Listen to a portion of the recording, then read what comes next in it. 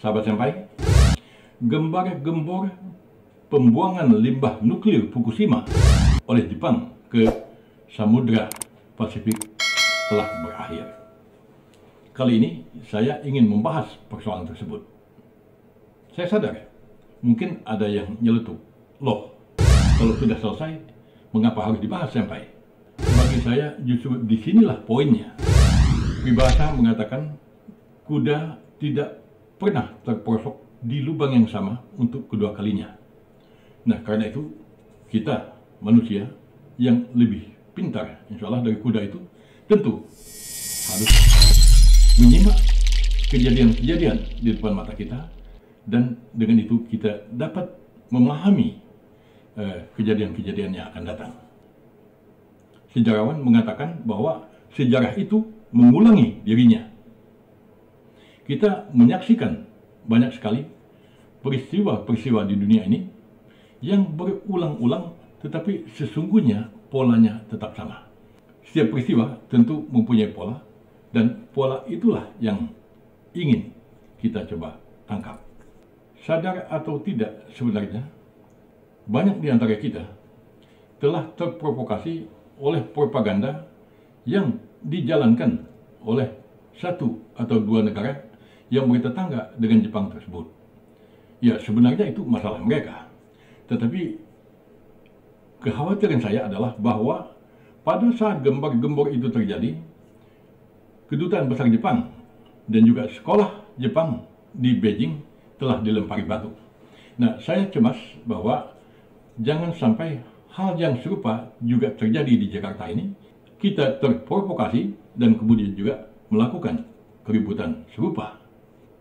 Baik, saya akan menjelaskan fakta yang sesungguhnya terjadi terkait pembuangan limbah nuklir Fukushima oleh Jepang tersebut.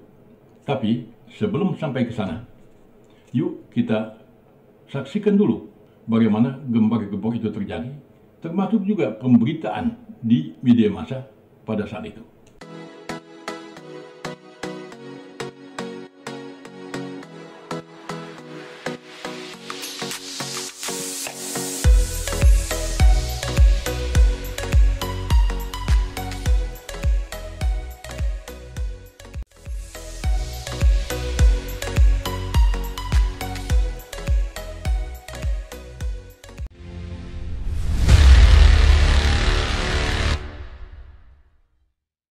Kalau kita melihat data dari Yale Environment, itu jelas dikatakan, pertama, bahwa reaktor nuklir Inggris sebenarnya telah berulang kali melepaskan limbah nuklir ke Laut Irlandia. Kemudian, pabrik pemrosesan limbah nuklir Prancis juga membuang limbah nuklir ke Laut Inggris. Selama beberapa dekade, Soviet juga membuang limbah nuklir ke laut dalam jumlah yang amat besar. Tidak hanya di situ. Ini ada lagi data dari Science Media Center, di mana dikatakan bahwa limbah nuklir Fukushima telah diproses untuk mengurangi unsur-unsur radioaktif yang lebih berbahaya sampai ke level yang tidak bisa dideteksi. Sesungguhnya, situs-situs nuklir dunia, termasuk Inggris, Amerika Serikat, dan China sendiri, dan bahkan juga Korea sendiri, sesungguhnya sama-sama membuang limbah nuklir ke laut, ke sungai, atau ke danau. Nah, di sini kita melihat bahwa lalu mengapa negara tetangga Jepang, sebut saja China, karena faktanya demikian, ribut-ribut tentang pembuangan limbah nuklir oleh Jepang ke Samudra Pasifik, padahal mereka sendiri juga melakukan hal yang sama. Ya, kita bisa mengatakan bahwa ini adalah sebuah kemunafikan, atau juga katakanlah permusuhan antara kedua negara tersebut. Itu urusan mereka. Hanya saja masalahnya adalah kita jangan sampai menjadi korban atau terprovokasi oleh tindakan tersebut. Ini yang ingin disampaikan, ini yang ingin dibicarakan di dalam YouTube ini. Lalu kembali ke data tadi, dituliskan bahwa hal tadi telah terjadi selama berpuluh tahun tanpa ada dampak yang signifikan. Selanjutnya dikatakan bahwa fasilitas pengolahan limbah nuklir LAHAK membuang lebih dari 10.000 terabekurel tritium per tahun ke Selat Inggris. Dan dikatakan juga bahwa radiasi di wilayah ini sangat rendah dan tidak ada bukti yang signifikan bahwa hal tersebut memberi dampak terhadap lingkungan. Pembuangan limbah nuklir Fukushima ke laut adalah 22 terabekurel per tahun. Ini, kata sumber tadi, 450 kali lebih rendah dari limbah yang dibuang dari LAHAK tadi, atau 50 kali lebih rendah dari apa yang dilakukan oleh Inggris. Fakta-fakta semacam ini amat banyak ya di jurnal itu dan di jurnal ini, tapi tentu saja mungkin akan terlalu panjang jika saya mengutip keseluruhannya. Namun dari dua sumber tadi jelas bahwa fakta yang sesungguhnya ada itu amat berbeda dengan apa yang kita dengar dan apa yang dipropagandakan terhadap kita.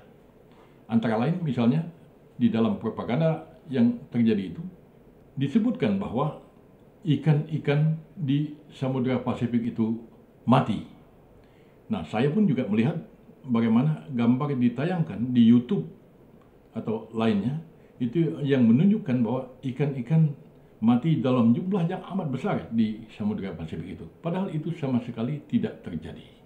Pertanyaannya adalah, kalau memang faktanya tidak seperti itu, maka mengapa hal tersebut terjadi? Ya, kita tentu dapat melakukan analisa. Sebagai misal, kita tahu secara teoritis bahwa sebuah negara ada kalanya berusaha mengalihkan fokus di dalam negeri ke luar negeri, ya, terutama apabila di dalam negeri tersebut terjadi sebuah masalah yang besar yang sedang mereka hadapi. Kita menyaksikan misalnya di media massa bahwa China pada saat ini sedang mengalami masalah ekonomi. Pertumbuhan ekonomi China mengalami kelesuan, tingkat pengangguran pun juga meningkat, dan bahkan ya, perusahaan properti besar mereka terancam tidak dapat atau tidak sanggup membayar hutang, sehingga hal tersebut dikhawatirkan akan menyeret perekonomian China ke dalam sebuah resesi.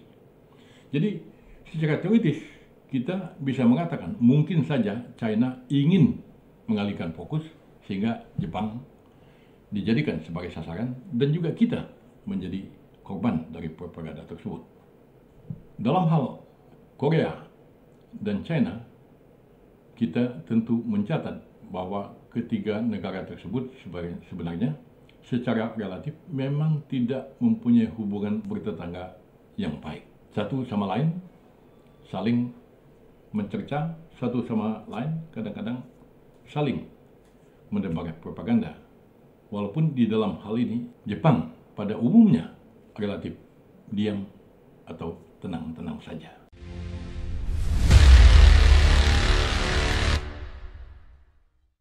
Sekarang pertanyaannya itu adalah, apa makna ini bagi kita?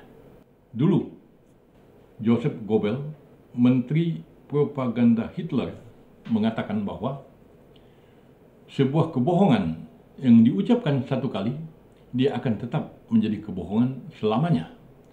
Tetapi kebohongan yang diucapkan 1000 kali akan dianggap orang sebagai sebuah kebenaran.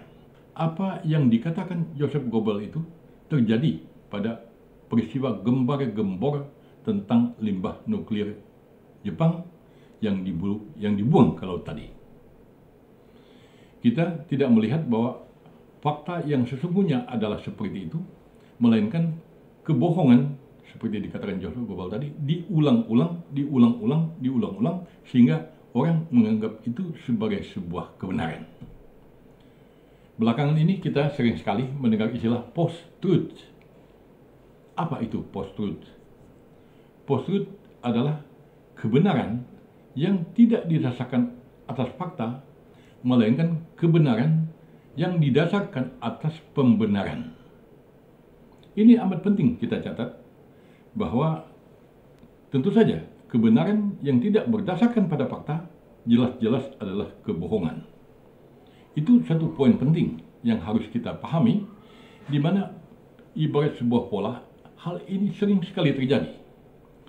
Beberapa waktu yang lalu di Jakarta pernah terjadi seorang bapak-bapak usia yang sudah relatif lanjut mengemudi mobil, mungkin karena usia dia kurang begitu baik motoriknya, sehingga dia menyenggol atau tersenggol motor pengantar belanja online. Nah, pada saat itu ada yang berteriak, "Maling, maling!" Apa yang terjadi? Si bapak tadi digebuki oleh sekian banyaknya orang dan pada akhirnya cedera, bahkan mati. Tentu itu tidak secara berulang-ulang. Tetapi yang penting dicatat di sini adalah bahwa pada saat orang berteriak maling, cek dulu apa betul itu maling. Nah, sama seperti ini dalam hal tadi propaganda yang dilakukan oleh negara tetangga Jepang itu, kita perlu melakukan cek dan recheck sehingga kita tidak dengan mudah percaya begitu saja. Saya rasa itu poin amat penting yang harus kita mengerti. Mungkin ada yang berkata, mengerti maksudnya bagaimana, Senpai? Ya, mengerti itu di dalam bahasa Indonesia boleh jadi berarti sebagai memberi arti. Mengarti adalah mengerti.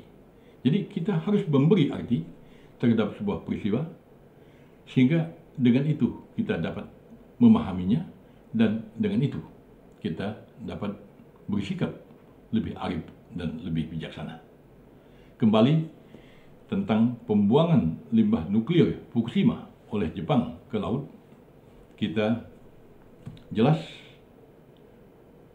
dapat menyaksikan setelah beberapa waktu berlalu bahwa apa yang diberitakan oleh media massa, apa yang diberitakan juga oleh media sosial, tidak lebih dari sekedar gembar-gembor yang telah membuat kita semua menjadi resah. Tentu untuk ke depan, dengan memahami kejadian itu secara lebih baik dan lebih bijaksana, kita tidak akan mudah terprovokasi oleh kejadian-kejadian atau propaganda semacam itu. Saya rasa itu yang dapat saya sampaikan. Terima kasih.